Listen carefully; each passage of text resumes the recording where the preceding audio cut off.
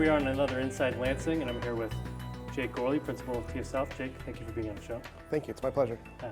And we just want to talk about you and TF South today and about your new role as principal.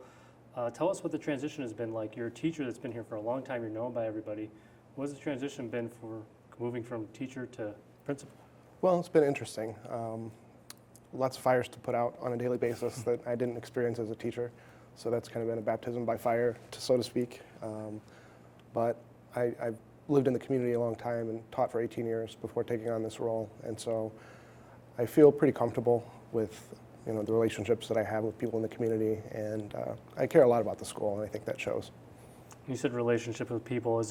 Has any one person or a few people helped you with this transition or helped you in this role? Yeah, definitely. The other administrators have led me by the hand and shown me some of the inside dealings that administration has to experience. That brings me to students. The students know you kind of as a teacher. Sure. So now you're the principal. Has that changed how you interact with them? Not a lot. Those who are former students obviously know me better than those that I haven't had the experience of teaching. And so I do miss that kind of close relationship where before I would spend an hour a day with somebody. It's more on me to get to know them than it was before.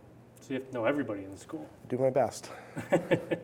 One thing that I know I was excited about, I came in here, is seeing the vast amount of new additions that have been put here in South. Tell me a little bit about some of the additions and what they are. Well, it's been an exciting process over a number of years where each year our school board has taken an initiative to improve some part of the facility. So we're at this point, I would say, within the last 5 years, we've managed to air condition almost the entire building, which was a huge climate. I didn't have air conditioning when I was here. I spent 14 years without it, so I don't miss those years.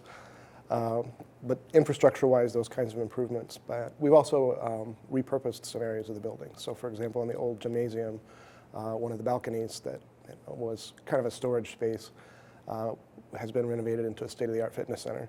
And it's a great opportunity for our PE classes as well as our sports teams. Up and down this hallway, which is sort of the old industrial arts area, that's been repurposed, and we have a nice dance studio with a hardwood floor. And two of these rooms, the one that we're in right now, which we call a student innovation studio, which has got all of the up-to-date technology across multiple platforms. So kids are able to experience IMAX, work with Google, work with Microsoft, work with tablet computers, iPads. 3D printer? 3D printer, V-Space 3D reality machines. Oh, okay. We added a class this year for coding and app development. And so the opportunities for students here are really wide.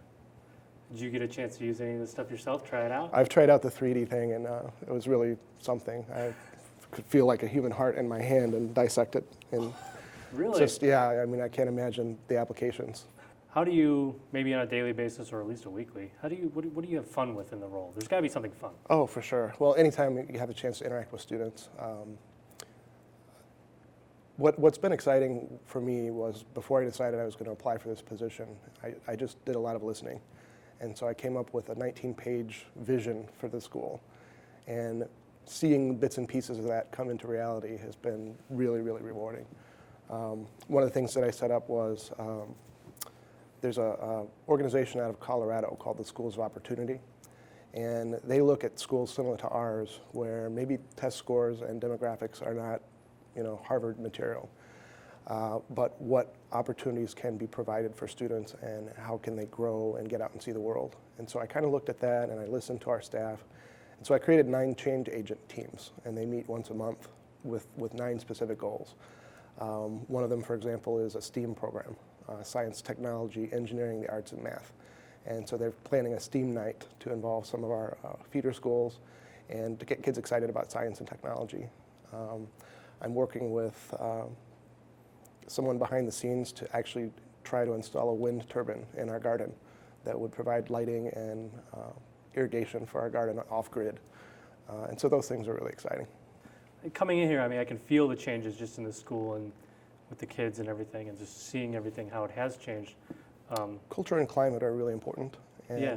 If you have a school where children want to be, then you've accomplished something. And I think that we're there. We're at 96% attendance, 96% graduation rate. The more informed and more together a community is, the better. Absolutely. We're counting on these kids to be the leaders of tomorrow. And so if we can graduate them from here with the ability to think critically and articulate effectively, then I think we're doing our job. Let's talk about the future a bit. Mm-hmm. What is it? You talked a little bit, you talked about the what was it called? The wind Turbine? Wind Yeah. turbine. You talked about that. What other possible things that maybe you have a 19-page, kind of landscape of what you have ahead of us? What do we have to look forward to? Well, we are a comprehensive high school, which means I used to tell the kids it's like old country buffet. You come through and you taste a little bit of everything, and hopefully by the time you're done, you know what you like. I would like for us to see some more specialization for kids.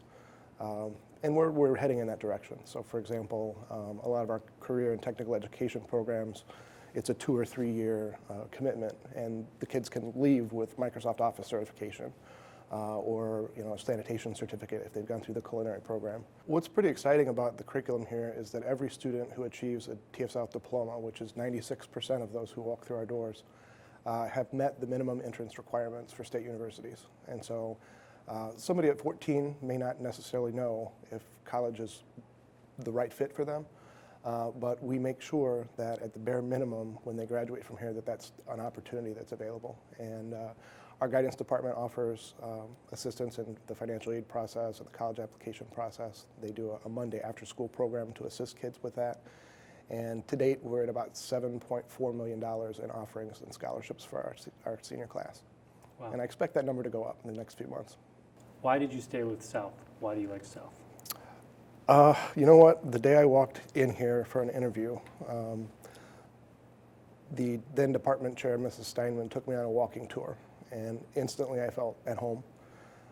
She introduced me to the teacher who was retiring, Jim Kajeski, who I replaced, and gave me a warm handshake, found out I was an Illinois State grad, and he was as well, and said, hire this guy, he's got a firm handshake. And I really think that we have something special in this school. A lot of suburban high schools serve multiple communities and have odd geographic boundaries. This is a community-based school, and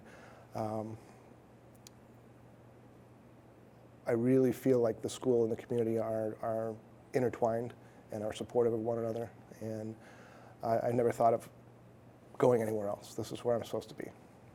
Well, Jake, can I call you Jake? Sure.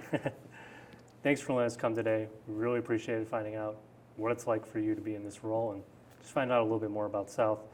If anybody wants to find out any more information, you can visit their website. And again, we'd just like to thank you for being on the show. Thank you very much, Neil. I appreciate it.